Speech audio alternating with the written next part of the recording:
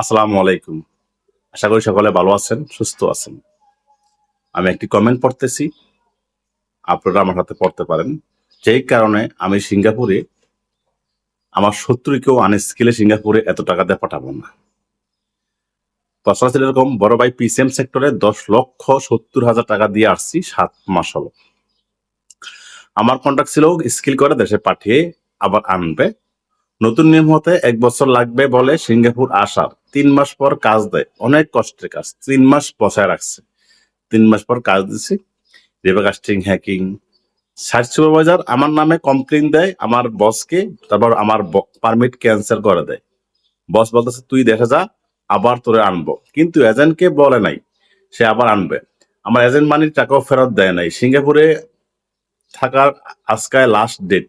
বস কালকে আমার বলল তুই টিকিট কাটছি আজ রাত 8:30 এখন আমি কি করবো ভাই? দেখেন, আনস্কিলে নিয়ে এই একটা অবস্থা। এই জন্য আমি সবসময় বলি আমার শত্রুর আমি আনস্কিলে সিঙ্গাপুর যাইতে সহায়তা করব না বা বলবো না। তার পরিবর্তে বিদেশ তো যেতেই হবে।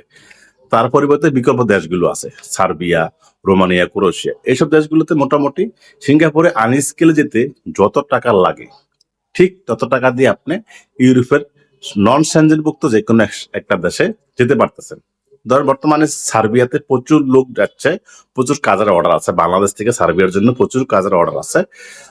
দরকার শুধু একটা বিশ্বস্ত এজেন্সি। সেই বিশ্বস্ত এজেন্সির সাথে কথা বললাম, তারা বললো যে বর্তমানে সার্বিয়ায় ভিসা দেওয়ার রেট খুবই বেশি, খুবই ভালো, এবং যে যাবে তাকে ইন্ডিয়া যেতে হবে না, এম্বাসিতে যেতে ফেস করতে হবে না, আমরা সবকিছু প্রসেসিং করে দিব।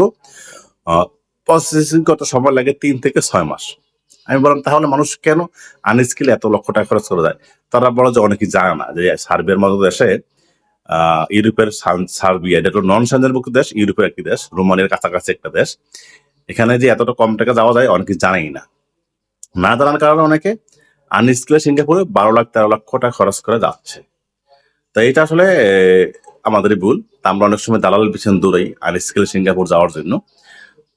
সার্বিয়া গেলে সুবিধাটা কি আমি বলবো, ওই যেসব দেশগুলোতে গেলে মিনিমাম বেতন হবে 500 ইউরো। 500 ইউরো মানে 500 থেকে 700 ইউরো এরকম স্যালারি ক্যাটাগরি। 500 থেকে 700, ধরেন 500 ইউরো দিল, তাহলে কত টাকা আসে? বাংলাদেশের টাকা এখন 1 ইউরোতে 114 না 120 টাকা, আমি জানি না। বলো যে 50,000 টাকা সে মাস শেষে খাওয়া দাওয়া করে পাঠাতে পারবে, কারণ ওখানে ওভার টাইমও ভালো আছে। 2 নম্বর সুবিধা হলো কি, ওইসব দেশগুলো থাকতে পারলে একটা কার্ড পাওয়া যায়। কার্ড পাওয়া গেলে সে পাশাপাশি যে ইউরোপের দেশগুলো আছে ওখানে যেতে পারবে। এমনকি চাইলে সে রিস্ক নিলেও অন্য ইউরোপের দেশগুলোতে গিয়ে সেটেল হতে পারবে। অর্থাৎ তার 5 বছরের মধ্যে তার একটা অবস্থানে চলে আসতে পারবে, একটা সেটেলমেন্ট হয়ে চলে আসতে পারবে। কিন্তু অন্যান্য দেশগুলোতে গেলে 5 না 10, 15, 20 বছর পরও আপনি কোনো কিছু পাবেন বলে মনে হয় না, খুবই কম। তবে ইউরোপগুলোতে খুব সহজেই এই জিনিসগুলো পাওয়া যায়। ইউরোপে মানুষ যায় সেটেলমেন্ট হওয়ার জন্য। তাই আমি মনে করি যে ভালো ফিউচারের জন্য এই মুহূর্তে আনস্কিলে লক্ষ লক্ষ 10-12 লাখ টাকা খরচ করে সিঙ্গাপুর না গিয়ে সার্বিয়া, রোমানিয়া এসব দেশগুলোতে ট্রাই করা ভালো। এটা আমার ব্যক্তিগত মতামত। আপনারা কি মনে করেন যে আনস্কিল সিঙ্গাপুরে 10-12 লক্ষ টাকা খরচ করে যাওয়া ভালো নাকি সার্বিয়া, রোমানিয়া যাওয়া ভালো? একটু কমেন্টে জানাবেন। সবার ভালো থাকুন। আসসালামু আলাইকুম।